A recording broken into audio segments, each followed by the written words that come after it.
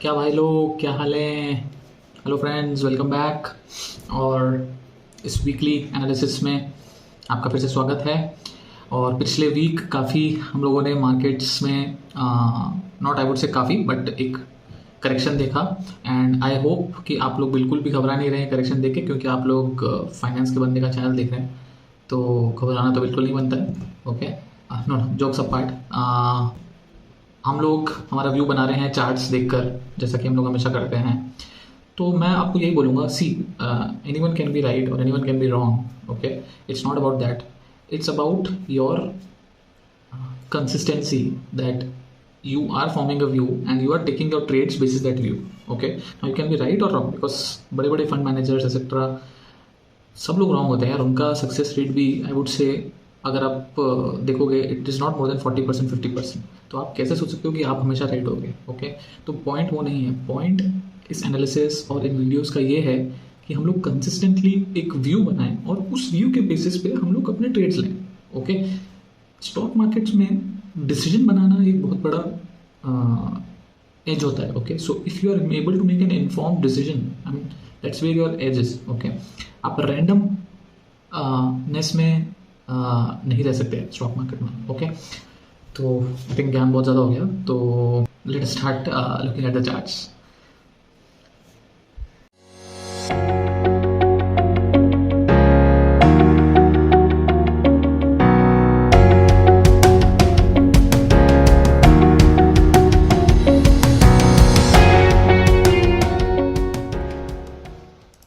Okay, as usual will start with Dow Jones. And जैसा कि हम बात करते आ रहे हैं, डाउ जोन्स हमारा व्यू थोड़ा सा बुलिश हो गया था जब इसने इस रेजिस्टेंस को क्रॉस किया था 33,761। यहाँ एक अच्छा ब्रेकआउट दिया था एंड नेक्स्ट वीक इस रेजिस्टेंस को रिस्पेक्ट किया और वहाँ से रिजेक्ट होकर ऊपर जाने लगा। So it was a good trend. However इस वीक एक completely red bearish candle Dow Jones पे हमने देखी है। However it is stopped near its medium term average, so I would say कि it can be a small pullback. Okay, so अभी Dow Jones basically में हमें कुछ भी व्यू नहीं बनाना है। Okay, it is neutral to bearish because it has come back again below its resistance.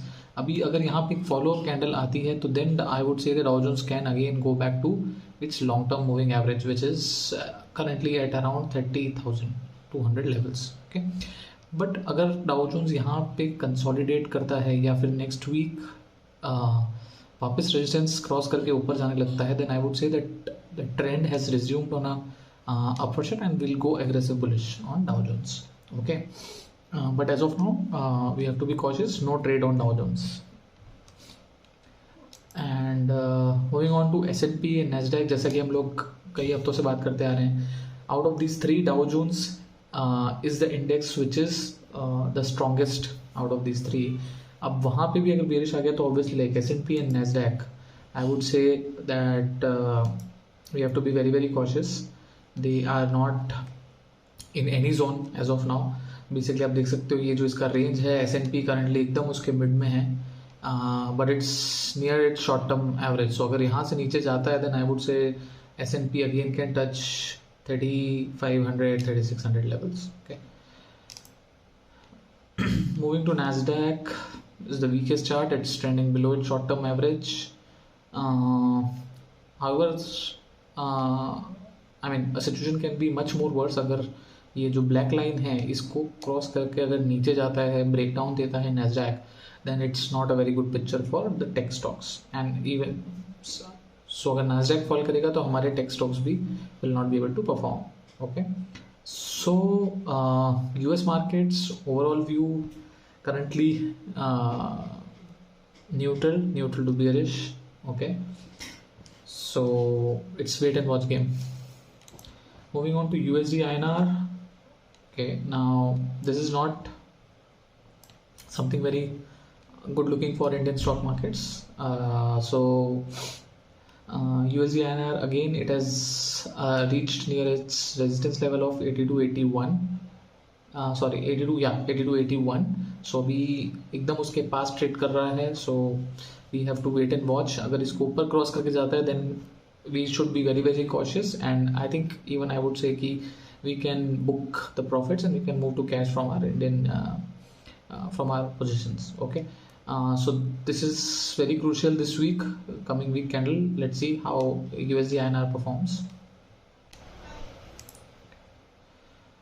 So जितना USD INR हमको चार्ट अच्छा नहीं लग रहा है, उतना ही चार्ट अच्छा लग रहा है हमको ब्रेंट ऑयल का. This is the biggest plus factor that is currently running for Indian equity markets. जैसे कि हम लोग कई हफ्तों से बात कर रहे हैं एंड हमारा व्यू क्रूड पर बियरिश रहा है. Okay, it has some more room to go down, I would say around 70s level, because that's the next support and वहाँ पे इनफैक्ट इसका लॉन्ग टर्म एवरेज भी वहीं पर आ रहा है. So it's 70 would be a very very good support for Brent. It will not break that easily and वहाँ से वापस ऊपर जा सकता है. तो जिस दिन और जिस वीक अगर ऑयल और USD INR एक साथ एक डायरेक्शन में मूव करने लगेंगे, that day we can see a very big correction in Indian equity markets. And another reason why I'm saying again and again correction or consolidation in Indian equity markets, because if you look at the chart of gold also, like we talked that it is near its higher range of 52,992, and previous week it has crossed that as well, and it's a very very strong breakout. अभी जो इसका next resistance है 54,789 पर है. अगर वो उसको cross करके ऊपर सस्टेन करता है, then that means there is something happening. and जब भी गोल्ड बढ़ता है, ओके, सो गोल्ड बेसिकली पहले बढ़ने लग जाता है एंड इक्विटी मार्केट्स में करेक्शन बाद में आता है. सो अगर गोल्ड बढ़ने लग गया है, दैट्स एन इंडिकेशन के मे बी हमारे इंडियन स्टॉक मार्केट्स में करेक्शन या कंसोलिडेशन हो सकता है. मूविंग ऑन टू निफ्टी, जैसा कि हम लोगों ने पिछले वीक बात की थी, निफ्टी इस चैनल में चल रहा है और अपने एक चैनल के मिड के आसपास है. And I said that it can consolidate here for few weeks, or I would say a pullback, but the good thing is what I'm seeing right now is that Nifty will still be in this channel. जब तक इस channel को तोड़ के नीचे नहीं आता है, I would not be very very cautious in Nifty. Okay, so कुछ बिगड़ा नहीं है इस वीक, सिर्फ एक डिप आया है. सो अभी तक चार्ट के हिसाब से ऐसा कुछ इंडिकेशन नहीं है कि we have to go very bearish. Okay, just maintain our neutral to bullish stance in Nifty and keep on building positions in stocks.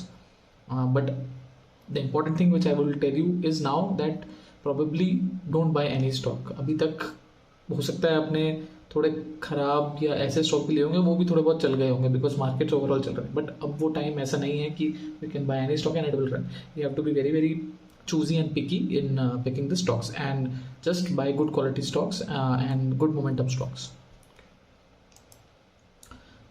What are the signs from India VIX? So again, like India VIX have started bottoming out, I would say, because I can see like two doji candles being formed here last 2 weeks, so which indicates that यहाँ पे I think India VIX is resting and it can go up from here. So अगर India VIX ऊपर जाता है, then we all know that there can be huge volatility in the market. So बहुत up and down हो सकते हैं, but just believe on the charts and trade accordingly. Okay.